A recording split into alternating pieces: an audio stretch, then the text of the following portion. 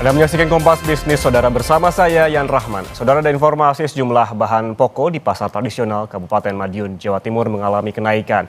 Diduga kenaikan disebabkan dampak cuaca di musim penghujan.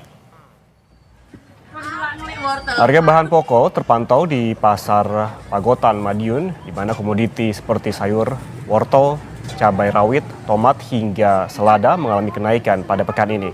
Wortel yang naik ini menjadi Rp15.000 dari sebelumnya hanya Rp10.000 per kilogram. Sementara tomat naik dari Rp7.000 menjadi Rp10.000 per kilogram.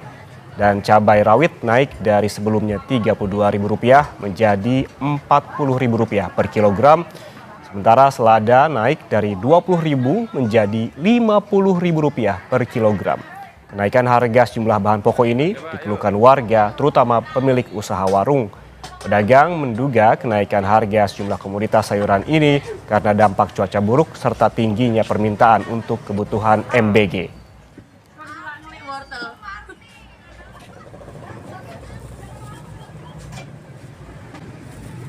Sementara itu, yang juga harganya naik adalah daging dan telur ayam di Makassar, Sulawesi Selatan. Menurut pedagang, salah satu pemicu kenaikan harga karena tingginya kebutuhan daging ayam yang diserap oleh program makan bergizi gratis.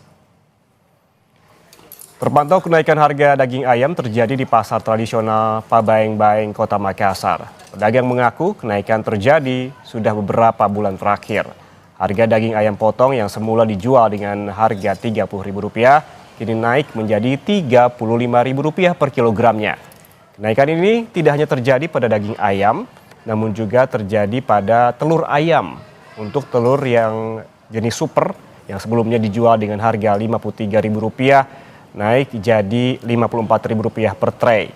Sementara telur ukuran sedang naik jadi Rp51.000, sebelumnya dijual dengan harga Rp50.000 per tray. Pedagang mengaku salah satu pemicu kenaikan harga daging ayam dan telur ini karena banyaknya permintaan dari dapur makan bergizi gratis, karena daging ayam dan telur menjadi menu utama dari hidangan mereka.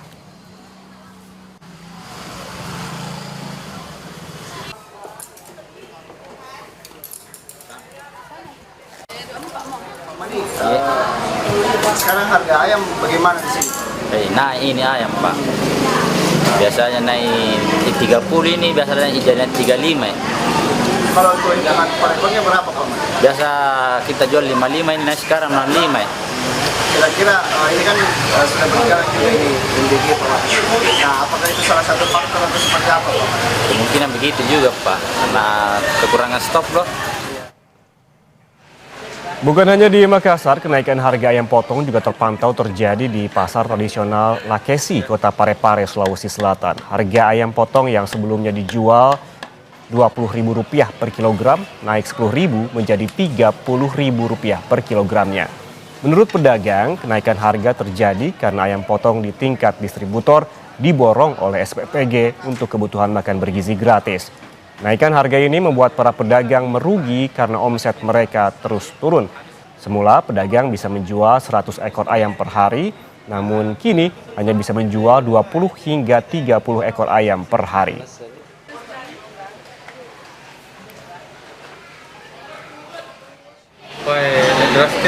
Drastis ya? Itu biasanya dari harga berapa, Pak? Kemarin-kemarin itu bukan bilang naik, Loncat ya? Iya, dulu normal naik 30. Naik 30 ya? Iya, per kilo ya. Pengaruhnya, Pak, pengaruh kenaikannya? Gara-gara kemungkinannya MBG itu. Dari MBG ya? Karena kan gitu biasa, alam aja, tapi kemungkinannya begitu. Di Surabaya, Jawa Timur, harga daging ayam juga masih terpantau mahal. Saat ini daging ayam dijual dengan harga Rp38.000 per kilogram atau naik dari harga normalnya Rp34.000 hingga Rp35.000. Kenaikan harga daging ayam ini bahkan sudah terjadi sejak bulan Agustus lalu, di mana harga sempat menyentuh Rp40.000 per kilogram. Kenaikan harga pakan ayam dan banyaknya permintaan daging ayam untuk kebutuhan makan bergizi gratis diduga menjadi pemicu kenaikan harga daging ayam. Kenaikan harga ini membuat warga terpaksa mengurangi jumlah pembelian dari biasanya. Sementara pedagang mengaku sejak 4 bulan ini omset penjualan menurun. Sebelum ada kenaikan harga, omset penjualan setiap harinya bisa menghabiskan 200 kg, kini hanya 130 kg daging ayam.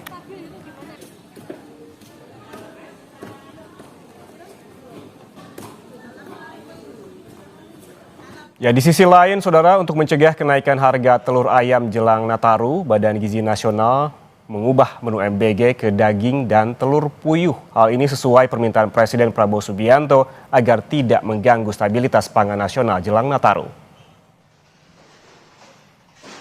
Hal ini disampaikan Wakil Kepala BGN Nani Esdeang usai menghadiri rapat bersama Presiden dan sejumlah menteri lainnya di Istana. Sesuai dengan permintaan Presiden Prabowo, untuk sementara waktu jelang Nataru, protein hewani yang sebelumnya berasal dari telur ayam akan dialihkan ke daging sapi ataupun telur puyuh. Kebijakan ini dimaksudkan agar tidak mengganggu kebutuhan telur ayam di masyarakat jelang Nataru. MBG ini kan banyak banget butuh bahan baku ya. Kami tidak ingin nanti karena ada MBG harga bahan makanan ini tinggi kemudian terjadi inflasi, masyarakat nanti yang kena gitu. Jadi makanya tadi Pak Presiden pesen, wah ya nanti kalau misalnya ini kan mau Nataru kemudian Lebaran ya kan, nanti mungkin telur untuk anak-anak kita kurangi tapi diganti daging sapi, diganti telur puyuh gitu, supaya nggak mengganggu kebutuhan masyarakat yang mau Nataru dan mau Lebaran untuk kue, terutama telur ya Mas. Saudara, kemudian apa yang perlu dilakukan pemerintah agar MBG tidak memicu inflasi pangan? Apakah membuat menu yang bervariasi bisa efektif? Saudara, Anda masih bersama kami di Kompas Bisnis. Kemudian, Saudara, apa yang perlu dilakukan pemerintah agar MBG tidak memicu inflasi pangan? Apakah manajemen pasokan dan juga keberagaman menu sesuai ketersediaan di daerah bisa ampuh untuk mengantisipasi inflasi pangan akibat MBG? Kita ulas bersama ekonom Indef, Abra Talatov. Selamat pagi waktu Indonesia, Mas Abra. Selamat pagi, Mas Ian. Mas Abra, ini soal tekanan inflasi bahan pangan yang bergejolak begitu, meningkat ke level 6,59% secara tahunan. Ini akibat kenaikan komoditas cabai, telur, dan juga daging ayam yang sebelumnya sempat kita bahas. Apakah menurut Anda MBG ini punya andil menyumbang tekanan inflasi? Iya, iya betul Mas. Memang tren kenaikan harga-harga komoditas pangan ya, khususnya telur ayam dan juga daging ayam, memang tidak bisa dilepaskan implikasi dari tingginya permintaan akibat program MBG. Dan juga termasuk pemerintah perlu mengantisipasi meningkatnya permintaan menjelang liburan Nataru dan bahkan nanti Lebaran di tahun ke depan. Nah, tetapi memang ini menggambarkan bahwa sebetulnya ada persoalan ketidakseimbangan antara demand dan supply ya untuk komoditas pangan. Nah, di satu sisi memang ini menunjukkan ada resiko yang akhirnya ditanggung oleh masyarakat secara keseluruhan ya, akibat kenaikan harga pangan ini juga pastinya akan membebani daya beli masyarakat secara umum. Sisi negatifnya, nah sisi positifnya sebetulnya ya adanya fenomena inflasi dari komoditas pangan ini sebetulnya juga mestinya dibaca sebagai sebuah momentum bagi pemerintah untuk bisa mendorong menjadi insentif bagi para petani dan peternak kita untuk meningkatkan produktivitas, meningkatkan produksi karena permintaannya sedang tinggi gitu Mas. Jadi saya pikir ini pemerintah harusnya ini menangkap menjadi sebuah game of changers ya untuk sektor pertanian kita yang dalam beberapa triwulan terakhir ini justru pertumbuhannya masih lumayan berat Mas gitu. Jadi terjadi anomali di satu sisi demand per sektor pertanian komoditas pertanian tinggi, tetapi justru pertumbuhan PDB sektor pertanian kita masih relatif rendah dibandingkan sebelum COVID-19 gitu. Nah, saya pikir ini mestinya ada kebijakan yang lebih terukur oleh pemerintah untuk bisa menyeimbangkan antara kesiapan dari sisi pasokan terhadap kebutuhan untuk program MBG, Mas. Jadi harus ada antisipasi yang lebih solid lagi dari pemerintah khususnya dari BGN ya untuk bisa meorkestrasi antara sisi demand dan sisi supply khususnya di wilayah-wilayah yang memang produksi komoditas peternakannya ataupun pertanian ini masih terbatas. Oke, kalau memang dari segi positifnya ini adalah bagi petani dengan meningkatnya permintaan begitu. Namun banyak sekali di lapangan petani yang mengeluhkan bahwa justru meskipun harga naik di kalangan petani harga tidak demikian begitu. Apakah ini sebetulnya juga tidak menjadi hal positif? Ya, ya ini juga sebetulnya menunjukkan tadi sebuah anomali ketika harga di tingkat konsumen ini mahal, kemudian faktanya di harga tingkat produsen ini tidak mengalami kenaikan yang signifikan. Ini kan menunjukkan berarti dalam rantai tata niaga komoditas peternakan tadi ini ada sesuatu problem nih. Nah, apakah margin keuntungan yang didapatkan ini lebih banyak ya dinikmati oleh middleman ya Hmm, oleh pihak tengah yang selama ini mereka eh, bisa memahami ya adanya ketidakseimbangan antara sisi demand dan sisi supply sehingga mereka yang justru menikmati secara eksesif ya oke. kenaikan ataupun peningkatan margin harga Hmm, antara di level produsen sampai level konsumen. Oleh karena itu pemerintah juga tidak boleh berhenti hanya dari sisi bagaimana menjaga sisi konsumen dengan melakukan diversifikasi menu misalnya, hmm, dan kedua juga mendorong upaya peningkatan produksi di sisi peternak atau petani, tetapi tanpa melihat adanya persoalan di sisi tengah, ini juga akan tetap melanggengkan ya persoalan disparitas harga antara sisi produsen dan konsumen. Makanya pemerintah juga hmm, harus melakukan intervensi, melihat apakah ada indikasi ya permainan ya hmm. harga di sisi middleman tadi. Oke, kalau melihat tadi ada dari sisi middleman begitu, apakah terkait regulasi sudah adakah regulasi yang mengatur ini agar petani juga ikut diuntungkan atau justru memang belum ada regulasinya dan perlu ada regulasi yang jelas dari pemerintah terkait hal ini?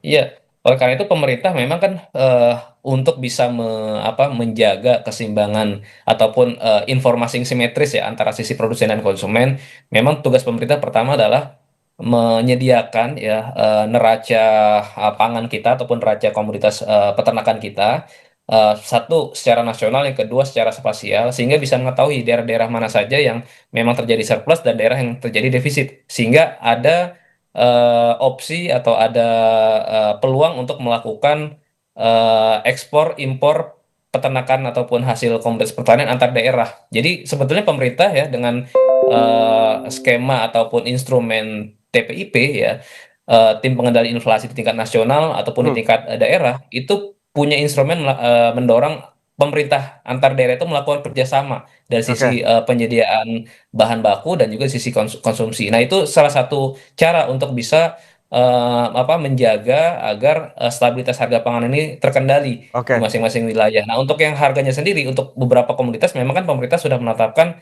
HET ya, harga eceran tertinggi. Nah, tetapi kan faktanya lagi-lagi seperti halnya komoditas beras, meskipun pemerintah sudah menetapkan kebijakan HET, hmm, tetapi kan prakteknya masih banyak pedagang-pedagang yang juga nakal sehingga menjual beras sudah diatur HET-nya jauh di atas harga HET. Nah, di oke, komoditas-komoditas lain saya pikir juga mesti hmm, pemerintah bisa memastikan tadi agar harganya tidak terlampau jauh, tidak terlampau eksesif keuntungannya. oke, Dan oleh karena itu memang perlu ada peran lembaga lain, misalkan dari BUMD desa, kemudian juga dari BUMN, ya untuk juga mereka bisa menjaga keseimbangan ya agar tidak terjadi apa namanya eh, harga yang terlalu diatur oleh pihak middleman tadi, Mas. Jadi oke. ada sisi pemerintah juga untuk melakukan intervensi. Justru Mas Abra di sini yang ditekankan oleh pemerintah ataupun yang dipush adalah terkait dengan manajemen pasokan dan juga keberagaman menu sesuai dengan ketersediaan di daerah. Apakah hal ini ampuh untuk mengantisipasi inflasi pangan akibat MBG?